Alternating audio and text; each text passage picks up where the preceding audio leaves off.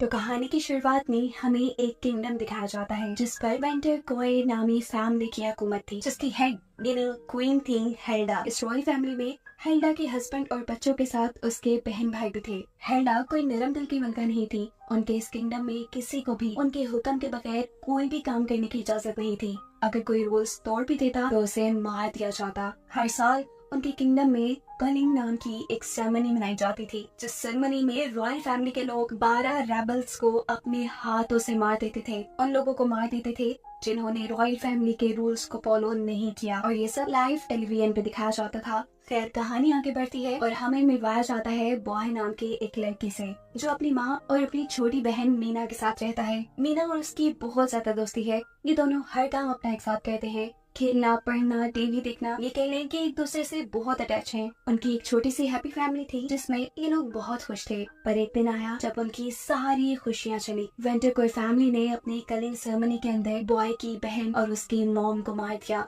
जिसके बाद बॉय को भी उन्होंने नहीं बख्शा। उन्होंने पहले बॉय की जुबान काटी और उसके बाद उसे फांसी से एक दरख्त पे लटका दिया। सबको लगा कि बॉय मर गया, इसीलिए सब उसे वही लटका छोड़ गए। लेकिन बॉय की किस्मत अच्छी थी कि जंगल से गुजरने वाले एक शेमन की नजर उस पर पड़ गई। वो देखता है कि बॉय की सांसें चल रही हैं। वो बॉय को रेस्क्यू कर लेता है। कुछ देर बाद बॉय को पता चलता है कि ये शेमन भी उन्हीं लोगों में था जिन्हें वेंडर कोई फैमिली ने अपनी कलिंग सेरेमनी में मार देना था। लेकिन किसी तरह वो वहाँ से बच निकला। सिर्फ यही नहीं, ये शेमन उसकी मॉम के फ्रेंड भी थे। शेमन बॉय की जिम्मेदारी अपने ऊपर ले चुका था। वो बॉय की, उसकी मॉम और उसकी बहन के डेथ के सदमे से निकलने में मदद करता है। साथ ही साथ उसकी मार्शल आर्ट ट्रेनिंग भी शेमन ने स्टार्ट कर दी थी, ताकि कभी भी बॉय को अपनी हिफाजत के लिए किसी का सहारा न लेना पड़े। हर गुजरते दिन के साथ बॉय की ट्रेनिंग सख्त होती रही। इस मार्शल आर्ट को सीखने के बाद उसे हेल्डा को, यानी अपनी मलका को मारना था, ताकि वो अपनी मॉम और अपनी बहन का बदला ले सकता। इस ट्रेनिंग के दौरान उसने क्या कुछ नहीं किया, क्या कुछ नहीं सहा। कई दिन वो भूखा रहा। अपनी भूख मिटाने के लिए उसने बग्स खाए, वो बांस पर चला। यहाँ तक कि शेमन ने उसे उसकी ट्रेनिंग के दौरान जिंदा कब्र में भी दफना दिया, जहाँ किसी का भी सांस लेना मुश्किल हो सकता था। लेकिन बॉय ने अपना ये टास्क भी मुकम्मल किया। अब क्योंकि बॉय किसी को सुन नहीं सकता था, कुछ बोल नहीं सकता था, तो दूसरों को समझने के लिए उसने लिप रीडिंग सीखी। यानी जब लोग बोलते थे तो वो उनके होंठों के हिलने से पहचान जाता था कि वो क्या कह रहे हैं। इस सारे टाइम में उसे जो बहुत ज्यादा याद आता था वो थी उसकी बहन। शेमन ने उसे बहुत समझाया कि तुम्हें अपना पास्ट भूलना पड़ेगा, तुम्हें अपनी लाइफ में आगे बढ़ना पड़ेगा। शेमन की बात मानते हुए बॉय ने अपना तकरीबन पास्ट भुला दिया। लेकिन उसकी बहन, वो आज तक उसके जहन से नहीं निकली थी। उसे बार बार हेलुसिनेशंस होते थे, जैसे उसकी बहन उससे बात ही कर रही है, और यही चीज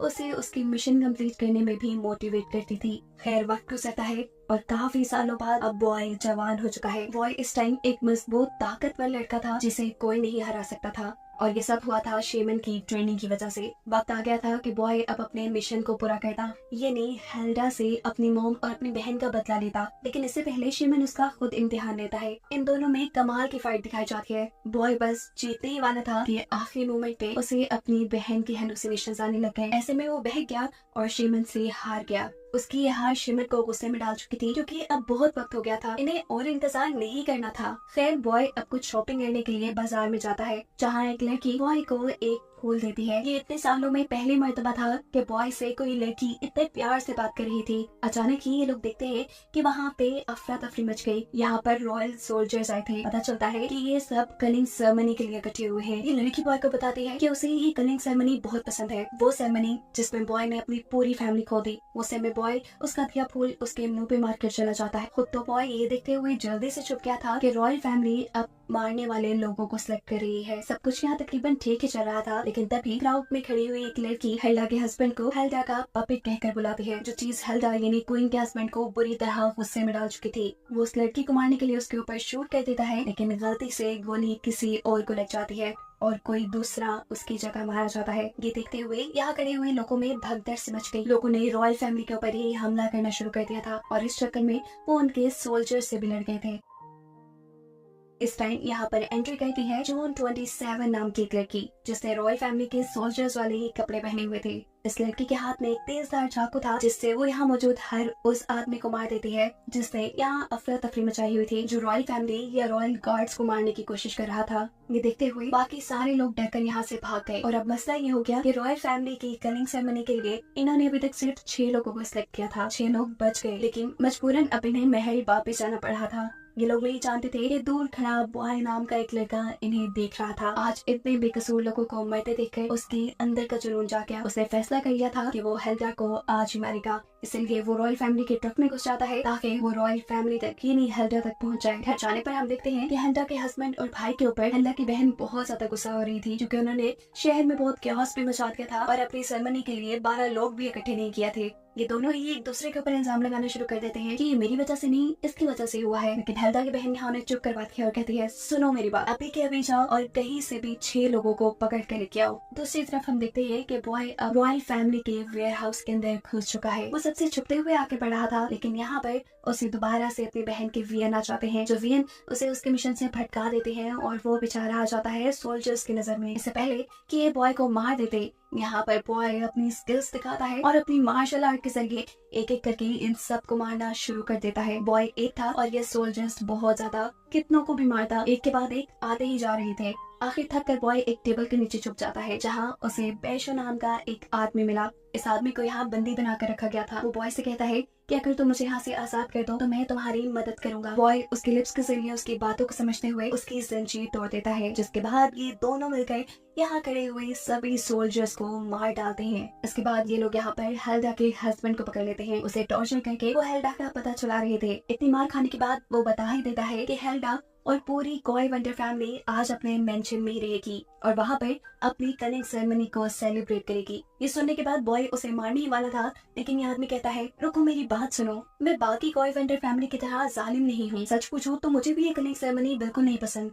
अगर तुम मेरी जान बख्श दो तो मैं तुम्हारी मदद करूंगा मेंशन के अंदर तक तुम्हें ले जाने में। अब बंदा तो ये काम का था, लेकिन गलती से बॉय के साथ ही से उसके मुंह के ऊपर एक भारी मशीन गिर जाती है, जिससे उसकी यही मौत हो गई। उसके मरने के बाद ये लोग यहाँ से निकलने का रास्ता ढूंढने लगे, लेकिन अचानक इनके ऊपर कोई गन पॉइंट कर लेता है। इससे पहले कि वो बॉय को मार देता, बॉय का साथी बेशो इस आदमी को रोक देता है। पता चला है कि ये लड़का बेशो का दोस्त है, जो यहाँ बेशो को बचाने आया था। असल में इस आदमी को भी रॉयल फैमिली ही पकड़ के लेके आई थी, लेकिन किसी तरह वो उनके चुंगल से निकलने में कामयाब हो गया। इन्हीं के साथ बेशो की वाइफ को भी रॉयल फैमिली ने पकड़ा था, जिससे अब वो कत्ल कर चुके थे। ये सुनते ही बेशो आंसुओं से रोने लगा और अब उसने कसम खा ली थी कि वो यहाँ पे किसी इंसान को जिंदा नहीं छोड़ेगा। ये तीनों मिलकर अब महल के अंदर जाने का प्लान करते हैं। अंदर जाने के लिए इन्हें कोई पहचान तो चाहिए ही थी, तो बॉय शेफ का और ये दोनों लड़के गार्ड का कॉस्ट्यूम पहन लेते हैं। बॉय मेंशन के अंदर चला जाता है, जहाँ उसे दोबारा अपनी बहन के वियन आने लगे। वियन में उसकी बहन उसे यहाँ पे रखी हुई चीजें टेस्ट करने को कहती है। बॉय भी यहाँ की रखी हुई चीजें उठाकर खा लेता है। आज से पहले उसने इतना मजेदार खाना कभी नहीं खाया था। एक के बाद एक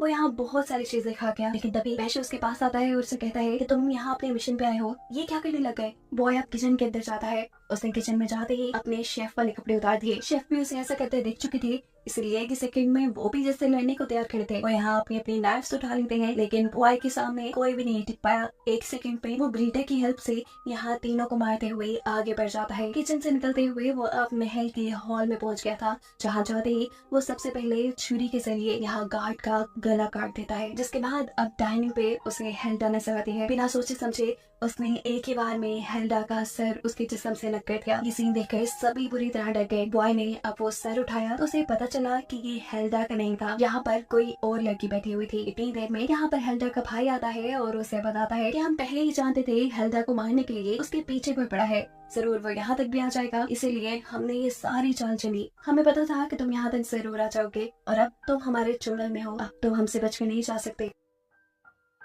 ये लोग यहाँ बॉय को मारने के लिए जून 27 को बुला लेते हैं, जिसने पहले भी बाजार में बहुत से बेकसूर लोगों को एकदम मार दिया था, लेकिन ये नहीं जानते थे कि बॉय को मारना इतना आसान नहीं। जून 27 और बॉय के दरमियान में यहाँ जबरदस्त फाइट दिखाई जाती है। बॉय अपने ऊपर होने वाले जून 27 के अटैक को रोकते हुए उसे यहाँ से ऐसे दूर फेंकता है कि उसका हेलमेट ही उतर गया। बॉय पहली मरतबा उसका चेहरा देख रहा था, उसे लगा शायद ये चेहरा जाना पहचाना है, और इन सारी सोचों में वो यहाँ बेहोश हो जाता है। उसे जब होश आया तो वो जून 27 के कब्जे में था। वो लड़की उसे कह रही थी, तुम्हारी लड़ाई देख के मुझे पता है कि तुम शेमन की स्टूडेंट हो, तो मुझे शेमन का पता बता दो, मैं तुम्हें छोड़ दूंगी। लेकिन बॉय शेमन का पता बताने के लिए तैयार नहीं था। जून यहाँ तंग आकर उससे चली जाती है, जिसके बाद यहाँ पर उसके सामने हेल्डा का भाई आता है। यह आदमी बॉय से कहता है, तुम शेमन का पता बता दो, क्या प्रॉब्लम है तुम्हें? देखो, तुम शेमन का पता बताओगे और तुम्हें छोड़ दिया जाएगा। असल में बात यह है कि हेल्डा शेमन से डरती है और इसी डर को अपने कम करने के लिए उसने बहुत से मासूम लोगों को मार दिया है। वो बॉय से कहता है कि मैं इन सारी चीजों से तंग आ चुका हूँ, मैं इन सारी चीजों को बंद करना चाहता हूँ, प्लीज इस काम को मेरे लिए आसान बना दो, तो मुझे शेमन का पता बता दो, ये सारी चीजें बंद हो जाएंगी। लेकिन ये सब सुनने के बाद भी बॉय उसे शेमन का पता देने से इनकार कर गया था। तंग आकर अब हेल्डा का भाई उसे एग्जीक्यूशन रूम में ले जाता है, उस रूम में जहाँ पर कनिंग सेरेमनी होती है, जहाँ पर लोगों को मारा जाता है। जिसके बाद यहाँ पर हेल्डा की बहन आकर उसे एक कॉलर पहना देती है और उसे कहती है तुमने हमारे फैमिली मेंबर को मारा है, अब देखना मैं तुम्हारा वो हाल करूंगी कि तुम दुनिया के लिए मिसाल बनकर रह जाओगे। खैर, अब यहाँ कनिंग सेरेमनी शुरू हो जाती है और हम देखते हैं कि हेल्डा स्पीच देने के लिए खुद स्टेज पे आई है। सब कुछ बिल्कुल ठीक चल रहा था, लेकिन अचानक ही हेल्डा की तबीयत खराब हो गई। उसके जहन में पता नहीं क्या चलने लगा कि अचानक उसने गन सामने मौजूद क्राउड के ऊपर तान दी। इससे पहले कि वो कुछ बुरा कर देती, हेल्डा की बहन यहाँ आकर सबको संभाल लेती है और उसे यहाँ से ले जाती है। अब उनकी सेरेमनी शुरू हो चुकी थी और एक के बाद एक लोगों को मारा जा रहा था। बॉय के भी हाथ पांव बंधे हुए थे, वो भी अब डर रहा था क्योंकि अगली मरने की बारी उसकी थी। इस टाइम पे बॉय अपनी जेब में रखा हुआ एक तेज पत्थर निकालता है जिससे वो अपने हाथ काट चुका था। फ्लैशबैक में दिखाया जाता है कि ये पत्थर उसे हेल्डा के भाई ने दिया था, जिसने बॉय से ये भी कहा था कि वो इन सारी कलिंग सेरेमनी से तंग आ चुका है। मॉनिटर के पास खड़ी हुई हेल्डा की बहन, जो कि ये सारी सेरेमनी लॉन्च करती थी, वो बॉय के हाथों को करता हुआ देख लेती है और तभी अपने हाथ में पकड़े हुए रिमोट का बटन चलाती है। ये रिमोट उस कॉलर का था जो उसने बॉय के गले में पहना था। बटन के दबते ही बॉय को बहुत बुरा इलेक्ट्रिक शॉक लगता है और वो वहीं पे गिर जाता है। उसके अंदर अब इतनी ताकत भी नहीं थी कि वो आगे खोल पाए। उठना तो बहुत दूर की बात, कुछ कॉस्ट्यूम पहने हुए लड़के अब उसे उठाकर एक टेबल पे रख देते हैं। एक आदमी अब बॉय को मारने के लिए अपना कुल्हाड़ा उठाता है, लेकिन सरप्राइजिंगली उसने बॉय को मारने के बजाय यहाँ दूसरे गार्ड को मार दिया। वो अपना मास्क उतारता है और हमें पता चला कि ये और कोई नहीं बल्कि बेशो है, वो आदमी जिसे बॉय ने आजाद करवाया था। और ये तीनों यहाँ हेल्डा को मारने के मिशन से आए थे। यहाँ मौजूद सारे गार्ड्स को मारते हुए वो किसी तरह बॉय को बचाकर यहाँ से दूर ले जाने में कामयाब हो जाता है। ये दोनों बॉय को एक गन देते हैं ताकि वो यहाँ सब कुछ कंट्रोल कर पाए, लेकिन उसी टाइम स्टेज पे हेल्डा की बहन आ जाती है। क्योंकि उसे हर हाल में बॉय को मारना था, वो बॉय के ऊपर शूट करती है, लेकिन गोली बॉय के बजाय उसके दूसरे साथी को लग चुकी थी। ये आदमी बॉय के हाथों में ही मर चुका था। उसका दर्द बॉय को अंदर तक महसूस हो रहा था। दूसरी तरफ वो लड़की अब दोबारा गन चलाती है बॉय को मारने के लिए, लेकिन इस टाइम बॉय को बचाने के लिए बेशोश के सामने आ जाता है और वो भी मारा जाता है। इससे पहले कि ये औरत बॉय को भी मार देती, बॉय भागते हुए यहाँ से दूर चला जाता है। सीन कट होकर हम देखते हैं कि बॉय ने उस लड़की को भी पकड़ लिया था और अब वो उसे कैमरा के सामने लेके आ रहा था। बॉय सभी लोगों के सामने वेंडर को, फैमिली के मेंबर को मारना चाहता था। वो इस लड़की को मारना चाहता था, लेकिन ये लड़की हंसते हुए कहती है तुम्हें क्या लगा कि तुम ऐसा करोगे तो क्या हमारा प्लान फेल होने लगेगा? ये तो सिर्फ हमारी टीवी रेटिंग्स बढ़ा देगा। उसे में बॉय उसके सर पे यहाँ पे पड़ा हुआ कैमरा मार देता है और वो लड़की यही मारी जाती है। बॉय अब हेल्डा को मारने के लिए बैक स्टेज चीनी महल के अंदर जाने लगा और वहाँ उसे गिरा हुआ मिला हेल्डा का भाई। वो बताता है कि उसकी अपनी ही बहन, जिसे अभी बॉय ने मार दिया है, उसने मेरा ये हाल किया क्योंकि मैंने इन्हें धोखा दिया था तुम्हारी मदद करके। इसके बाद ये आदमी इन्हें हेल्डा का भाई उसे बेसमेंट की चाबियां दे देता है जहाँ हेल्डा छुप कर बैठी थी। ये चाबियां लेते ही वो इस आदमी को मारना चाहता था, लेकिन यहाँ दोबारा बॉय को उसकी बहन के भी आने लग जाते हैं। उसकी बहन उसे समझा रही थी इसे नहीं मारो, इसने तो तुम्हारी उस वक्त मदद की जब तुम्हारे साथ कोई भी नहीं था, लेकिन बहुत से बुरे काम तो इसने भी किए हुए थे। इस मर्तबा बॉय को डिस्ट्रैक्टेड नहीं होना था। वो अपने जहन में सोच लेता है कि उसकी बहन मारी गई और जैसे ही वो ये सोचता है उसके सारे हेलुसिनेशंस गायब हो जाते हैं। जिसके बाद वो बहुत ही बुरे तरीके से तलवार से इस आदमी का भी कत्ल कर देता है। जिसके बाद अब बॉय लिफ्ट के जरिए बेसमेंट में जाने लगा था। लिफ्ट की एलिटी में उसे हेल्डा का एक वीडियो मैसेज मिलता है जिसमें वो कह रही थी कि अगर तुमने यहाँ आने की कोशिश की तो बिना किसी वजह के मारे जाओगे। बॉय उसे समझाना चाहता था कि वो अपनी बहन का बदला लेने के लिए आया है। ये समझाने के लिए वो अपनी बहन की ड्राइंग निकालकर कैमरा के सामने करता है, जो देखते हुए यहाँ हेल्डा की फीट कट हो जाती है। एकदम से अब लिफ्ट का डोर खुलता है जहाँ अब बॉय के सामने बहुत से गार्ड्स थे जिन सब का सामना अकेले बॉय को ही करना था। लेकिन हैरानी की बात की कि इन सब गार्ड्स ने उसे मारा नहीं। अब जून 27 बॉय के पास आती है और उसे बताती है कि हेल्डा उसका इंतजार कर रही है। जहाँ जाते ही बेसब्री से हेल्डा उसके गले लग गई। हेल्डा उसे प्यार करने लगी थी। बॉय को कुछ समझ नहीं आ रहा था कि यहाँ क्या हो रहा है। अचानक उसकी नजर यहाँ पे रखी फैमिली फोटो में जाती है। वो ये देखकर शौक था कि वो खुद उस फैमिली फोटो में था। उसका सर बुरी तरह चकराने लगा था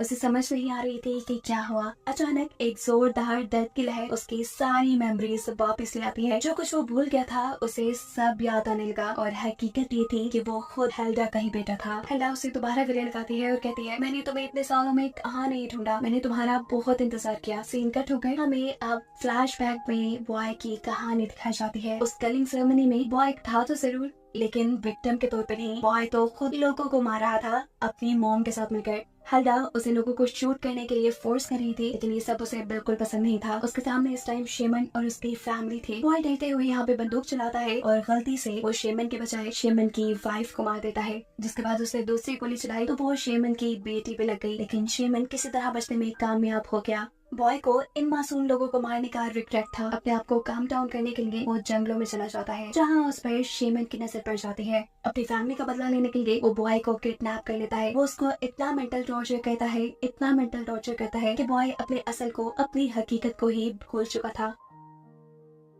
वो बॉय की जुबान भी काट चुका था और उसने उसके सुनने की सारी सलाहियतें भी खत्म कर दी थी। शेमन ने बॉय के जहन में अपनी मर्जी की स्टोरी बिठा दी कि बॉय की पूरी फैमिली को हेल्डा ने मारा है। हेल्डा की वजह से आज उसकी लाइफ इतनी बुरी हुई है। असल में शेमन ये चाहता था कि वो हेल्डा के अपने बेटे से अपना बदला ले। ये सब बातें याद करने के बाद भी बॉय को कुछ ज्यादा खुशी नहीं हुई। उसे तो बल्कि शर्मिंदगी महसूस होने लगी थी कि क्या वो इतनी बुरी, इतनी जालिम फैमिली का हिस्सा था। यहाँ हेल्डा अब उससे उसकी बहन को मिलवाती है, जो और कोई नहीं बल्कि है जून 27, जिसने आज उसी के सामने बहुत से बेकसूर लोगों को मारा है। यहाँ जून भी अपना हेलमेट रिमूव करती है। वो भी अपने भाई को इतने लंबे अरसे के बाद देखकर बहुत ही ज्यादा इमोशनल हो रही थी। इस टाइम हेल्डा बॉय को बताती है कि वो इतने सालों से शेमन का पता इसलिए ढूंढ रही थी ताकि मैं शेमन को पकड़कर तुम्हें आजाद करवा सकूं। वो इस टाइम भी बॉय से शेमन का पता मांगती है ताकि वो उससे बदला ले सके, लेकिन बॉय अभी भी उसे शेमन का एड्रेस नहीं बताता, क्योंकि आज वो जो कुछ भी था शेमन की वजह से ही था। उसका इनकार सुनते ही हेल्डा गुस्से से पागल हो जाती है और जून से कहती है, मार दो तुम इस लड़की को, ये नहीं है तुम्हारा भाई,